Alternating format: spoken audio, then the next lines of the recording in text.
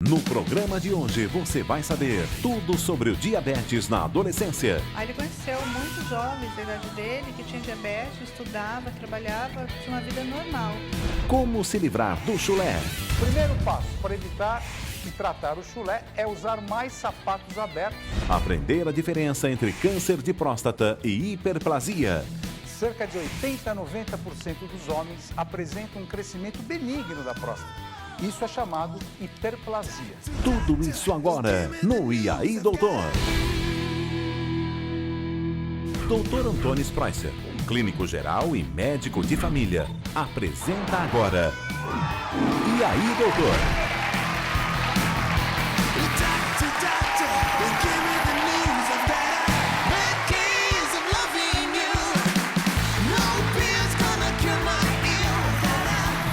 Boa tarde.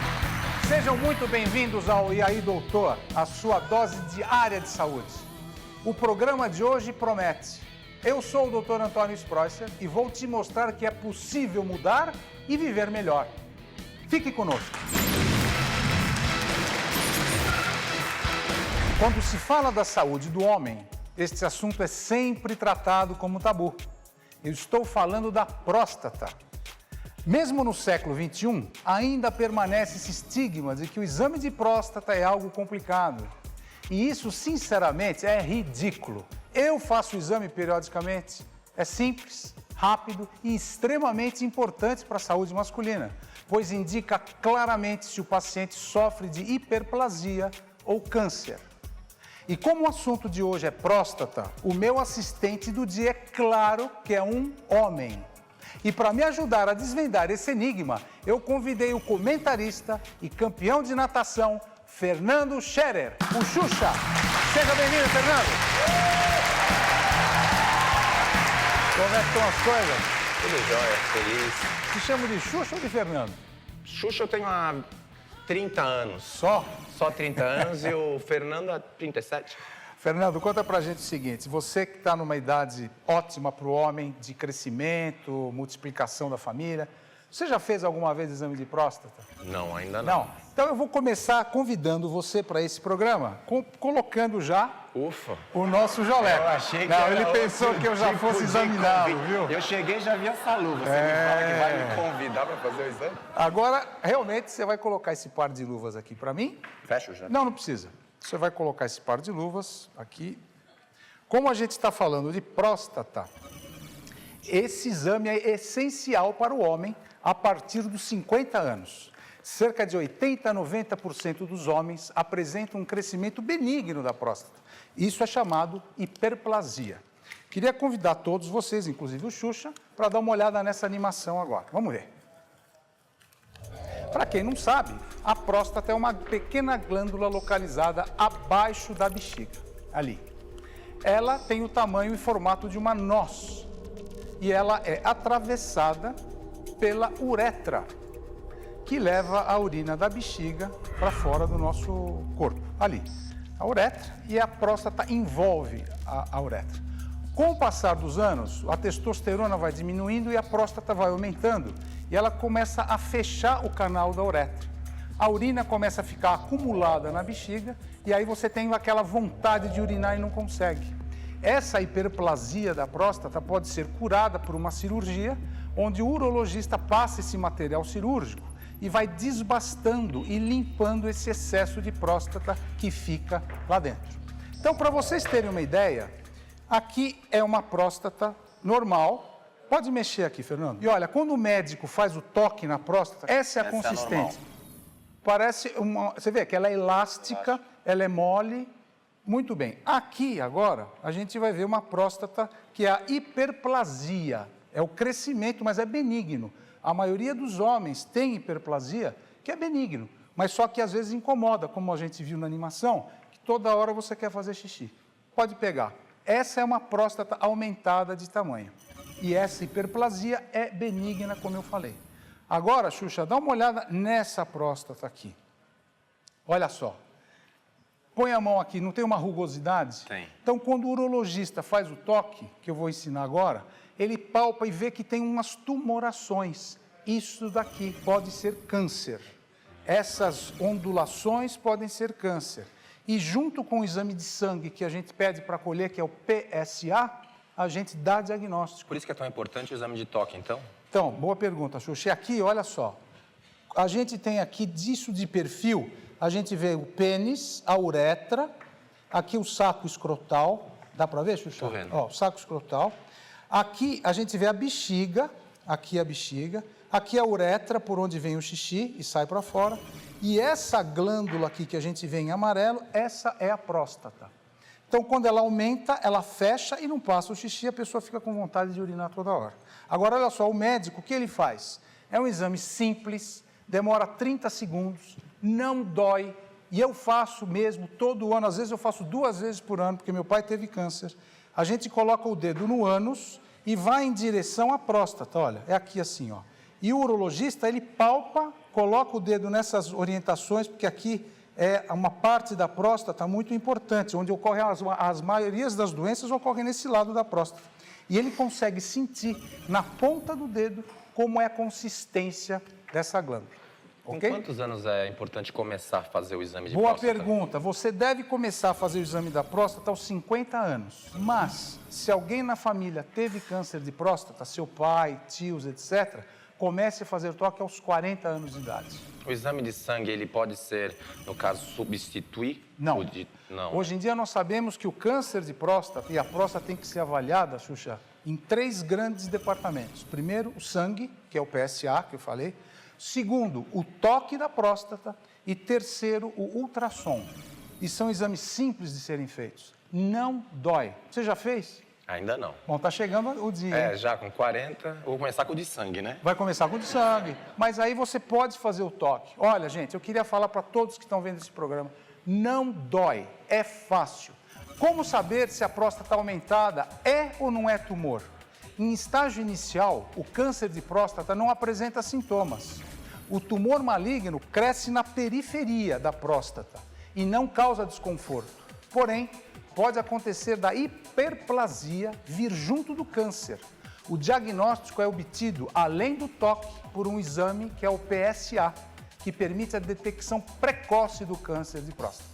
Só em casos avançados, em que já há metástase, o câncer causa dor na coluna ou na bacia. Gente, câncer de próstata é um assunto muito sério para ser tratado como tabu. Esse é o tipo de câncer mais comum e a segunda causa de morte entre os tumores malignos masculinos. 1 em cada 10 homens pode desenvolver o câncer de próstata. Xuxa, conta pra gente o seguinte, se você fosse agora para um urologista e ele olhasse para você e falou, meu amigo, agora a gente tem que fazer uma avaliação. Você deixaria? Olhar a mão dele, né? Ele ia olhar a mão dele, né, primeiro. Mas brincando, eu faria. Você não faria? Eu acho que tem que cuidar da saúde. Eu acho que, como atleta, eu sempre tive que fazer muitos exames, até mesmo para evitar as lesões, para saber como é que vai um ombro, um joelho. Então, isso faz parte da saúde, tem que ser cuidada e tem que não ser tratada como o senhor falou, né? Não pode ser um tabu. Se tem que fazer, tem que fazer. Se, no caso, alguém tem na família e tem que começar com 40, tem que fazer com 40 e não esperar. Que é muito melhor. Eu tenho o conceito de pegar uma doença no início do que ficar com medo de fazer um exame, com medo de descobrir algo. Os homens, a partir dos 50 anos, devem fazer um check-up anual para saber como está a sua próstata. Não é questão de vontade ou gosto, é questão de saúde. Fala pra gente em saúde, Fernando. Ainda você está treinando? Ainda você nada um pouquinho ou parou? O nadar, não vou muito tanto na piscina mais, mas eu continuo fazendo exercício aeróbico na academia, faço musculação, faço pilates, faço alongamento, fisioterapia. Eu me cuido como sempre, principalmente a alimentação. Como é a alimentação? Continuo com a alimentação de atleta. Ótimo. Só que a única vantagem é que hoje eu não posso me dar um luxo a mais 1 ou 2 vezes na semana, que quando o atleta era no domingo. Dá um exemplo. Ontem à noite eu resolvi que eu ia comer um hambúrguer grelhado. Ok, muito bem. Mas mesmo assim era um hambúrguer com pãozinho à noite. À noite. Que eu nunca faria. Geralmente eu comeria uma salada, um frango grelhado. Minha dica para evitar o câncer de próstata é justamente essa. Mantenha uma alimentação saudável, pratique exercícios físicos e evite o sobrepeso. Isso vai te ajudar na prevenção do câncer. Outra dica é a castanha do Pará, que eu vou até oferecer para o meu amigo Xuxa, que eu já vou chamar de amigo. Xuxa, o que você acha aqui? Vê que você gosta, ó. Eu gosto. 2 a 3 castanhas do Pará por dia ajuda a prevenir o câncer, já que ela é rica em selênio, uma substância que atua na prevenção do câncer. Homens, agora é com vocês. Chega de deixar para depois. E mulheres podem puxar a olheira do marido se ele não quiser fazer o exame. Puxando. Muito obrigado. Obrigado. Que você volte sempre aqui. E que o pessoal em casa se cuide. E faça o exame de próstata. Obrigado, Já, Fernando. já. Obrigado. Obrigado. Obrigado. Tchau, tchau. Eu quero que vocês prestem atenção nessa informação. Só no Brasil, cerca de 10 milhões de pessoas são portadoras de diabetes. E a cada dia, 500 novos casos são diagnosticados. Você vai conhecer agora as histórias da Vanessa e do Bruno. Eles eram adolescentes e tinham uma vida normal quando descobriram ser portadores do diabetes tipo 1. Vamos ver primeiro a história da Vanessa.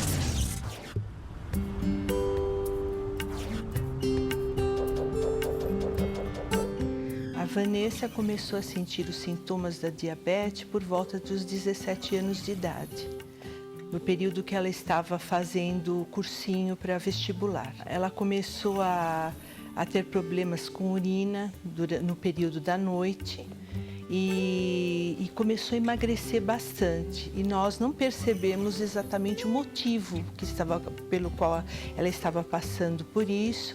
A gente achou que é justamente o estresse do período do vestibular. Assim que ela entrou na faculdade, teve um trote e eles tinham que fazer a medição de glicemia das pessoas. E nesse momento, ela descobriu que estava com quase 400 de taxa glicêmica. Então esse foi o momento que nós descobrimos que realmente ela estava diabética. Tanto ela quanto eu ficamos assim completamente atônitas, porque nós não conhecíamos a doença. Ela era uma coisa muito nova para a gente, né? E eu logo procurei levá-la a uma endocrinologista para que ela pudesse nos orientar. A partir daí é que começou realmente o tratamento, eu dando o apoio necessário, porque ela tinha muita dificuldade em tomar as doses da seringa com insulina e fazer o controle, que realmente é necessário fazer para a pessoa que é portadora da diabetes tipo 1. No início foi muito doído para mim, demais. Ela tem uma alimentação normal, ela come arroz, feijão, batata, todas as proteínas, ela gosta de legumes, de verduras. Ela tem uma alimentação normal, ela só tira realmente a substância que tem muito açúcar, que ela substitui por diet. Ela faz o controle todas as vezes que ela vai querer se alimentar. De manhã, quando ela levanta, na hora do almoço, à tarde ela gosta de fazer um lanche, à noite, antes de deitar. Minha filha é uma pessoa de muita força de vontade. Em tudo que ela faz, ela coloca tudo que ela quer, ela chega onde ela quer, porque ela se empenha demais. E ela leva também o problema dela, da doença dela, está dentro dessa batalha de vida dela, do dia a dia. E agora, vamos conferir a história do Bruno.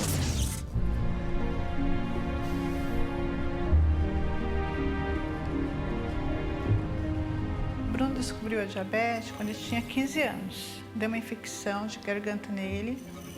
Aí, quando passou 2 dias, eu vi que ele não melhorava dessa infecção, sentia muita sede, eu achava que era infecção de garganta. Mas eu não imaginaria que podia ser diabetes. Mesmo tendo uma filha há 2 anos com diabetes, eu não passou pela minha mente que era diabetes. E resolvi medir a glicemia dele. Aí, quando eu medi, deu 400 e pouco. Aí, pra mim, o mundo acabou, né? Fiquei sem chão. Aí, saí um pouco, né? Depois voltei a medir de novo, deu 500 e pouco. Aí liguei pro meu esposo, ele veio, levou minha filha pro hospital. Aí lá foi diagnosticado, né? Que estava com diabetes, foi pra UTI. Aí, quando teve alta, que ele voltou pra casa, ele não quis aceitar a doença. Não quis de jeito nenhum, se revoltou contra a doença totalmente, sabe? Não queria se alimentar para não precisar tomar insulina. né? E passou um período muito difícil, muito. Saiu da escola, ele ficou 2 meses sem ir para a escola, sem sair do quarto dele. 1 ano depois que ele descobriu que tinha diabetes, ele começou a frequentar a Associação de Diabetes Juvenis. Aí ele conheceu muitos jovens da idade dele que tinham diabetes, estudava, trabalhava, tinha uma vida normal. Aí, quando ele voltou do acampamento, ele resolveu ser voluntário na DJ para poder ajudar outras pessoas a superar isso. Acontece coisas na vida da gente, sabe, que na hora que acontece é muito ruim, muito duro. Mas depois você transforma aquilo lá em bênção, porque ele superou de uma forma maravilhosa. E aí ele sai, ele vai para outros países, ajuda as pessoas, dá palestra. Ele é uma pessoa, você tem que ver, uma pessoa feliz, alegre. A doença para ele, essa diabetes não é nada para ele. Sejam bem-vindos, Vanessa, Bruno. E a gente já ouviu que o relato das mães de vocês foi muito comovente, muito importante e muito realístico. Então eu gostaria de saber de você, Bruno, primeiro, como é que você lidou com o começo? Eu sei que foi muito difícil para você, como já foi visto no vídeo, mas como foi na realidade isso daí? A hora que você soube que você era diabético? O começo foi muito complicado. Em um dia de manhã eu estava na minha casa com a minha família e à noite eu estava na UTI, cheio de aparelhos. E muitas outras pessoas achávamos que eu estava acabado, que realmente não tinha como eu avançar na vida, eu não tinha rumo. Quer dizer, você chegou a ver a morte de perto, não é isso? Você foi para a UTI, você nunca tinha ido para uma UTI. E o que você achou dessa experiência? O que você pode falar para o Brasil, para as pessoas que têm diabetes como você hoje? Que recado você pode passar, uma mensagem boa para eles? O que eu posso dizer é que a pessoa querendo, a pessoa tendo força de vontade, ela pode controlar o diabetes. No seu dia a dia, ela consegue vencer o diabetes, ela consegue fazer com que o diabetes não atrapalhe ela em nada. Ela consegue ter uma vida normal. Eu já passei muito tempo fora do país, sem os meus pais, tendo diabetes, me cuidando sozinho, sem ter problema nenhum. Então, o recado que eu posso dar é esse, é que realmente a pessoa querendo se controlar, ela consegue, o diabetes não atrapalha. Vanessa, parabéns. Vanessa, boa tarde. Você é uma mulher bonita, inteligente, trabalha todo dia. Mesmo assim, você sente que a sociedade ou de algum tipo de pessoas tem algum tipo de bloqueio com você? Não, no início eu própria tinha preconceito comigo mesma. Você tinha preconceito? Tinha. Então eu não queria mostrar para as pessoas. Mas depois que eu aceitei a condição, eu acho que tudo modificou na minha vida, porque eu comecei a me tratar melhor, a ter mais qualidade de vida, a fazer mais exercício físico e sempre controlar a alimentação, olhar rótulo, que é uma coisa que eu tenho... Olhar os rótulos dos alimentos. Sim. Se tem açúcar, se não tem açúcar, que a questão da gordura, o quanto tem de gordura. Então, isso é muito importante para ter a qualidade de vida. Eu quero que todos vocês entendam como o diabetes acontece. O diabetes é uma doença silenciosa. No caso da Vanessa e do Bruno, que descobriram ter o tipo 1 da doença, é mais complicado ainda. Esse tipo de diabetes ocorre porque o pâncreas para de produzir insulina e a doença se manifesta. Infelizmente, não existem ações preventivas que sejam capazes de evitar o diabetes tipo 1. Eu estou aqui agora com a minha colega, a doutora Patrícia Médici do Alib, endocrinologista pediátrica. Seja bem-vinda ao nosso programa, doutora. Como vai? Tudo bem? Doutora Patrícia, quais são os sinais da doença na fase inicial? Então, o diabetes tipo 1 sempre vai ter sintomas. O tipo 2 não necessariamente, isso é uma diferença entre os dois. Às vezes o diabetes tipo 2 é assintomático. O diabetes tipo 1, por ser uma lesão de célula beta que produz a insulina, você vai ter sintoma.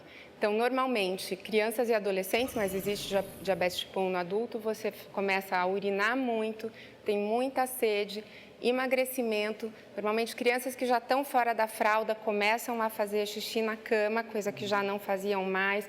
Sonolência, fadiga, às vezes tem deturpação visual, são vários os sintomas iniciais. O que é muito importante é que essa mãe comece a notar diferenças nessa criança. Começou a fazer muito xixi, reclamar de muita sede, vá ao médico e peça e fale a ele que é uma possível diabetes. Patrícia, no caso da Vanessa, por exemplo, ela começou a doença dela com 18 anos. Ela descobriu que estava aos 18 anos. E ela começou sentindo muita fome, muita vontade de ir ao banheiro. Geralmente pode acontecer aos 15, 16, 17, 18 anos, como o caso da Vanessa, ou a maioria dos casos já acontece na infância?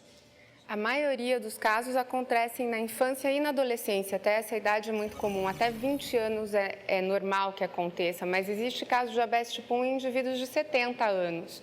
Então, o diabetes tipo 1 é uma doença que antes a gente dizia que era doença de criança, mas isso não é verdade. Então, como a gente separa o diabetes tipo 1 do tipo 2 para todos que estão vendo esse programa agora? Na verdade, essa separação de um adulto com diabetes tipo 1, que você nota que você começa a dar remédio, né, remédio oral, não a insulina, e a pessoa não tem controle, não melhora, e você consegue dosar no sangue algumas coisas que podem te dar dicas. Por exemplo, o diabetes tipo 1 é uma doença autoimune, você consegue dosar esses autoanticorpos no sangue da pessoa. Quer dizer, autoimune significa que o organismo produz substâncias que vão contra o pâncreas. Isso, produz o anticorpo contra a célula beta do pâncreas. E isso nós conseguimos dosar no sangue. Então, um adulto que começa com quadro de diabetes muito rápido, que você não consegue com medicamento controlar, você pode dosar esses autoanticorpos, eles vão estar presentes. E é um adulto que precisa rapidamente de insulina. Isso é uma dica para um adulto que ele é tipo 1. O diabetes tipo 2 está diretamente ligado ao sedentarismo, má alimentação e obesidade. A combinação disso é uma bomba relógio, contando os minutos para o surgimento da doença. Como o sobrepeso de toda a população brasileira aumentou, a doença tem aparecido cada vez mais cedo em adolescentes e crianças. Doutora Patrícia, o que fazer para evitar o surgimento do diabetes tipo 2 em crianças e adolescentes? Na verdade, é a mudança do estilo de vida dessas crianças. Então, as crianças pararam de fazer exercícios nas grandes cidades, até pelos perigos das grandes cidades. Então, é um incentivo ao exercício das crianças e a alimentação saudável. É voltar à nossa alimentação de antigamente, de arroz, feijão, carne, salada, e deixar um pouco dessa alimentação de fast food, que hoje em dia no Brasil a gente estabeleceu que é normal. Então, é sempre voltar à nossa comida de antigamente. Então, a obesidade é a grande causa de diabetes tipo 2 na infância e na adolescência. Bem, Bruno, eu queria saber como é a sua vida hoje, depois de alguns anos da doença. Uma vida normal? É uma vida normal, sem nenhuma complicação, porque a gente vê muita gente falar é diabético, então vai ter complicação, vai ter problema no rim, mas a pessoa se cuidando, ela não tem problema nenhum, ela leva uma vida totalmente natural, eu estudo, eu trabalho, eu levo uma vida normal. Vanessa, para você agora, a doença trouxe alguma mudança na sua vida, no seu estilo de vida? Sim, com certeza. E na maneira, principalmente na maneira de enxergar a vida? Trouxe? Com certeza. Como que Eu me tornei uma pessoa muito mais batalhadora, porque eu encontrei numa dificuldade uma oportunidade. Eu acho que eu sou uma vencedora do diabetes e, ao mesmo tempo, eu divulgo a causa, como também trabalho com isso, sou assessora de imprensa, então tudo que é de diabetes eu divulgo na mídia. Então, eu faço de tudo para que essa condição possa informar o maior número de pessoas possível para conseguir conviver bem com ela. Bem, normalmente o principal problema de quem sofre dessa doença é conseguir tirar o açúcar da sua alimentação. Eu convidei a nutricionista Rosilaine Coelho de Oliveira para montar um cardápio só de doces com algumas opções saudáveis e gostosas para diabéticos. Rosilaine, que opções você pode indicar para a Vanessa, para o Bruno e para os diabéticos que estão em casa vendo esse programa agora? O que a gente tem aqui? Eu queria convidá-los também. Vamos lá? Boa tarde, Rosilaine. Boa tarde. Obrigado pelo convite que você veio. Obrigada. Bom, agora a gente só tem coisa boa aqui, né? Eu fiquei sabendo que tem alguém que eu não quero dar, que está do meu lado, que adora um docinho, né? Ela me contou isso aí. Bom, Rosilaine, conta pra gente como é que um diabético pode comer doce. Pode comer doce ou não? Os diabéticos têm restrição de carboidratos, né? Especialmente dos açúcares simples, né? Mas isso não impede que as pessoas tenham uma alimentação agradável aos olhos, que possam comer os seus doces em festas, em situações específicas, né? Aham. Eu quero, antes de qualquer coisa, dizer que para ninguém, né, faz bem comer doces todos os dias, em grande quantidade, né? Então, não é só para o diabético, mas é para todas as pessoas. Na presença de uma restrição de açúcar, a gente tem opção, sim, de coisas gostosas, saborosas, vocês vão poder degustar. O que você trouxe aí? O que eu recomendo é que as pessoas escolham doces que contenham frutas, porque doce não é uma preparação nutritiva, né? O doce ele é muito rico em carboidrato. Aqui, embora a gente tenha reduzido o carboidrato, eu tenho a farinha, né? E tem um pouquinho de gordura.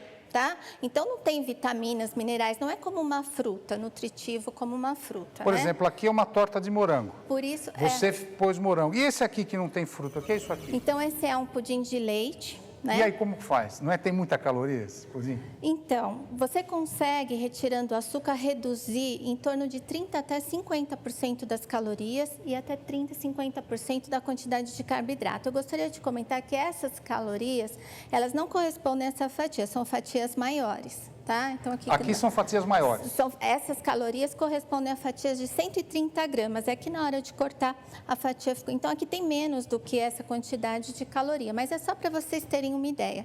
Tá? Então, um bicho de pé na bicho versão... de pé? É tipo um brigadeirinho, né? Mas de morango, sabor morango. Esse aqui é sabor morango. Na versão original, ele tem 95 calorias, né? Quando em torno de 17 gramas de carboidrato, uma média de 15. E aí a gente consegue reduzir para 43 calorias e 7 gramas de carboidrato, Por quê? o que é bastante vantajoso para o diabético, quando a gente reduz o açúcar. Eu né? gostaria de oferecer para a Vanessa, por para ver o que ela acha. Obrigada. Aliás, eu gostaria que você, como uma dama, você escolhesse o que você quisesse, não é esse aqui. Bom. Qual que você escolhe primeiro? Vamos ver. Pudim de leite. De leite? Rosilene, pode experimentar. Rosilene, esse de leite você coloca o quê? Aí você tira o açúcar, coloca alguma coisa no lugar? Esse pudim de leite, ele é feito à base de leite, Pode experimentar. ovos, ele não contém açúcar. Nós utilizamos sucralose nessas preparações, né? Que é um adoçante não calórico. Bom. Bruno. E a calda, ela tem um pouquinho de frutose. Para quem tem frutose? pouquinho, né? Mas para quem tem para poder dar a cor. Para quem tem restrição de frutose, aí precisa... não seria recomendado, embora a quantidade seja mínima, é só na calda, tá? Bem, esse aqui tem um pedacinho de 150 calorias, mais ou menos. Sim, uma fatia Agora maior. eu gostaria que o Bruno escolhesse. Bruno, sua vez, meu filho. Você merece. Ah, eu vou querer essa torta de morango aqui. Eu sabia. Eu sabia. Eu queria pegar essa torta para mim, mas teve um que pegou primeiro que eu. Faz favor, Bruno, experimenta. Vê o que você acha. E essa torta, doutora? Essa torta também é feita à base de leite. A massa tem leite, tem um pouco de amido para dar consistência. Amido? Amido de milho para dar consistência. Aí nós usamos a fruta. A gente dá muita preferência para colocar frutas nas sobremesas para tornar mais nutritivo, colocar um pouquinho de fibra, né? Que seria o ideal para os diabéticos, para as pessoas que querem perder peso também. O que você achou? É realmente E tem muito gelatina, boa. né? Muito Gostou? boa. A doutora está de parabéns, ficou muito bem feito. Rosilene, eu acho que você vai sair daqui com uma vitória grande, porque os dois, pelo que eu estou vendo, adoram doces. Agora, você já tem mais algumas opções gostosas para a sua dieta do dia a dia. Eu queria agradecer a Rosilene, que veio aqui. Obrigado pela sua participação. Obrigada. Pelos seus conselhos. E olha, saiba que nós vamos utilizá-los todo dia. Muito obrigado por conversarem conosco e abrirem a vida de vocês para a gente. Doutora Patrícia, obrigado que a senhora deixou seu consultório hoje à tarde para vir aqui. Obrigada. Muito obrigado e seja sempre muito bem-vindo. Obrigada. Se você ficou com alguma dúvida ou quer saber mais sobre diabetes na adolescência, acesse nosso site r7.com/doutor.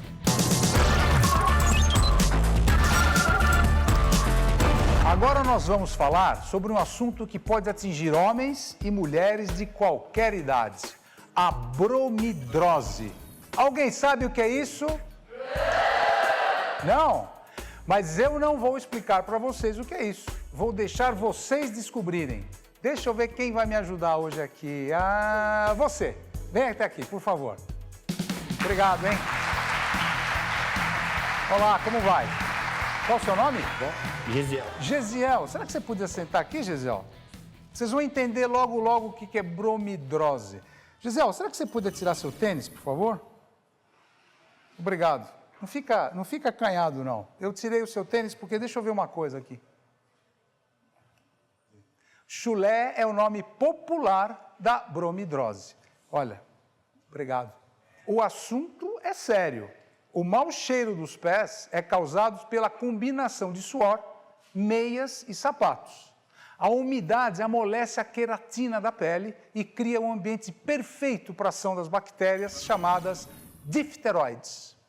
Os nossos pés têm mais de 250 mil glândulas sudoríparas, então precisamos tomar cuidado para não incentivarmos a produção de suor. Os homens costumam usar muito sapato fechado com meia, o que torna o suor mais propício. Mas não pense que vocês, mulheres, estão livres desse mal tão constrangedor. Vocês usam sapato de borracha e de plástico, que fazem os pés suarem muito mais do que o normal e, consequentemente, terem mais cheiro. Ter chulé é embaraçoso para qualquer pessoa, mas fiquem tranquilos. Eu vou dar a solução aqui no nosso guia prático. E você, Gesiel, você vai me ajudar um pouco, tá bom? Muito bom. O primeiro passo para evitar e tratar o chulé é usar mais sapatos abertos, feitos de materiais naturais com couro. Como esse aqui, por exemplo. Vejam que é um sapato feito de couro, aberto, ventila e não vai ficar acumulando suor. Colocar os sapatos no sol também ajuda muito a combater o mau cheiro. Ao invés de você usar meia sintética, essa meia aqui, por exemplo, olha, essa é uma meia de algodão. E as meias de algodão facilitam a ventilação dos pés. O terceiro passo para evitar o chulé, eu vou mostrar aqui no palco agora com a ajuda do Gesiel. Bom, Gesiel, eu vou pedir para você tirar o outro tênis e tirar as duas meias. Eu vou colocar os pés do Gesiel numa bacia que tem água e chá. Pode ser chá preto ou chá verde. Essa água é fria, pode pôr os pés, Gesiel. E agora, ele mergulha os pés nessa água e por meia hora. E como que você faz essa solução aqui? Eu vou mostrar. Vocês podem comprar chá preto ou chá verde, tanto faz. Você coloca de 5 a 10 saquinhos desse, como se faz um chá normal, entendeu? Põe a água, esquenta, põe, faz um chá. Depois tira, coloca nessa bacia. A gente usa o chá preto porque ele tem tanino, que mata as bactérias, fazendo com que as glândulas sudoríparas fiquem menos ativas. Você entendeu, José? Você viu como é que faz o chá? Simples, né? Não é fácil? Fácil. Mas você tem que ficar aí dentro meia hora, com o pé, deixando, porque isso vai tirar o tanino da sua pele. Isso você pode fazer uma vez por semana, escalda-pé chamado, que é muito bom. Muita gente acredita que o talco soluciona o problema do mau cheiro. Isso não é verdade. Ele só retira a umidade. Para reduzir de verdade as bactérias que causam chulé, o indicado é usar sabonete antisséptico. O sabonete antisséptico, ele vai matar as bactérias e ajuda também a diminuir o cheiro, ok? Muita gente acha que usar desodorante nos pés ajuda, mas isso também é mentira. O desodorante disfarça o mau cheiro. Para acabar com o problema, use antitranspirante em pó. Seguindo as minhas recomendações, você vai se livrar do chulé, mas se o suor excessivo causar outros problemas como micoses, alergias e eczemas, procure um dermatologista. Eu queria agradecer a você a colaboração. Muito obrigado. Obrigado, plateia. Chega de inventar desculpas para começar a fazer exercícios. A hora é agora. Para perder calorias e melhorar o seu condicionamento físico, você tem que fazer exercícios aeróbicos, como corrida, bike. E hoje você vai aprender um exercício diferente e super divertido. Vamos lá, todo mundo em pé para aprender as técnicas do Aerobox. A Viviane Tanese é personal trainer e vai nos ensinar alguns movimentos simples que você pode fazer em casa. Boa tarde, Viviane. Como vai? Boa tarde, doutor. Tudo bem? O que é Aerobox? A Aerobox, ela é uma aula que mistura as técnicas das artes marciais, o boxe, o karatê e o taekwondo, junto com a ginástica localizada. Quantas calorias você queima? Umas 500 calorias em 45 minutos de aula. Ah, é agora que eu quero ver. Você me convida? Lógico. Você me convida? Põe a Vamos luva fazer essa aula bora. então. Vamos lá, quero ver. Quero ver como é que é essa Aerobox. Bem, quais são as posições que você tem que fazer então? Sempre partindo aonde? Partindo da posição sempre afastada, as pernas para começar e as mãos sempre apoiadas aqui como se fosse a defesa mesmo. Vamos ver como funciona. Vamos, Pode bora? começar. Então, DJ, Quê? vamos lá? Vamos lá. Aqui, ó. Primeiro a gente dá uma aquecidinha, girando os ombros. Vamos lá, doutor Gingado. Aí, girando. Alongou lá em cima. Isso. Tem sempre que dar uma aquecidinha, uma alongada antes. E é bom que é fácil, lá na frente, empurra lá. Aí, posiciona aqui o aerobox. E a gente vai começar a fazer primeiro o jab, que é o soco lá na frente. Ó, uma dica pra mulherada. Imagina o marido lá na frente, Nossa, ó, eu tenho dó dele, viu? Olha, isso aqui é de brincadeirinha, hein, gente? Vai fazer isso de verdade. Isso, cara de mal. Mal. É. Aí, vamos trocar o upper agora, ó. E o pezinho lá atrás. Esse aqui é o soco no queixo. Eu vou ficar aqui do seu lado um pode pouquinho, ficar. tá? Soco no Vai lá. queixo. E agora gente, a gente vamos vai lá. dar o cruzado. Vamos lá. Que é o soco na bochecha, ó. Bochecha. Mira a bochecha, de brincadeira, hein? Não vamos fazer de verdade. A aula não precisa ser feita com luva, então todo mundo pode fazer em casa. Ah, pode Aí, fazer sem luva pode, também? sem luva. Tá bom. Continua. Aí. Boa, gente. Uau! Bora! Nossa, e agora? Vamos, Muda pra doutor. onde agora? E agora? Agora a gente vai imaginar que a gente tá pegando uma corda. Uma corda? A corda tá presa e a gente vai pular a corda. Então vai, Bora! vamos ver. Pulando. Ó, corda imaginária. Pode pular de costas. De costas. Pode cruzar. Não tem problema de Não tem tropeçar. Essa corda a gente não tropeça. Bom, hein? Bora, gente, pula. Olha lá, olha lá. Mais pouquinho. Força! Puxa! Não quer queimar? Então tem que pular. Queima a caloria, hein? Queima. E Bora. agora, qual o próximo? Agora a gente vai trabalhar os chutes. Bora, gente! Isso. E aí, doutor? Vamos lá. Chutou. Estamos esquentando. Ok. Chuta. Muito obrigado. Boa, doutor, Olha, parabéns. você ensinou a malhar. O consultório do E aí, doutor, está aberto para você tirar todas as suas dúvidas de saúde. Vamos lá? Pergunte agora. Quem tem perguntas? Aqui. Você primeiro. Qual o seu nome? Tami. Como? Tami. Tami. Qual a sua pergunta? Doutor, eu normalmente seguro para fazer xixi. Seguro por muito tempo. Faz mal por estar segurando por tanto tempo? Faz mal, sim. Você não pode segurar muito a sua urina, porque quanto mais você segura, mais você tem chance de ter infecção urinária. E a gente sabe que as mulheres, principalmente, como são muito atarefadas no dia a dia, prendem a urina e ficam horas com vontade de fazer xixi. E os homens também. Mas não faça isso, porque a infecção urinária é frequente em quem fica segurando muito urina. Tá bom? Muito obrigada. Obrigado pela sua pergunta. Bem, tem muita gente encontrando nossa equipe nas ruas e fazendo perguntas. Vamos ver qual é a dúvida de hoje. Vamos ver. Eu adoro um pãozinho com manteiga, mas toda vez que eu como, minha barriga fica inchada. Isso é normal? É a farinha branca, que é a refinada, que é a base do pão francês, pode causar inchaço e gases. O que eu sugeriria é trocar o pão branco pelo pão integral. Aliás, para a digestão, prefira sempre alimentos ricos em fibra e integrais. Arroz, cereais integrais, legumes, verduras, carnes magras e frutas devem constar em seu cardápio. Você também pode mandar as suas perguntas enviando um e-mail pelo nosso site. Vamos ver qual é a dúvida da Patrícia de Patos de Minas, em Minas Gerais. Vamos ver. A Patrícia mandou um e-mail dizendo: eu tenho problema de transpiração. Sempre que sinto uma onda de calor, minha axila direita transpira muito, mas a minha axila esquerda não.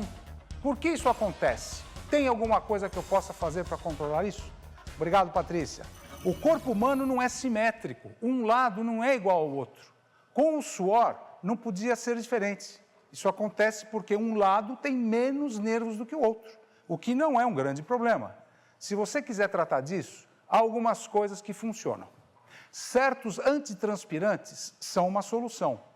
Outra solução, por mais maluca que pareça, é a aplicação de toxina botulínica, o Botox. Ela é eficaz para pessoas que não querem mais ter transpiração. E se você quer tirar alguma dúvida, entre em contato conosco pelo site r7.com/doutor.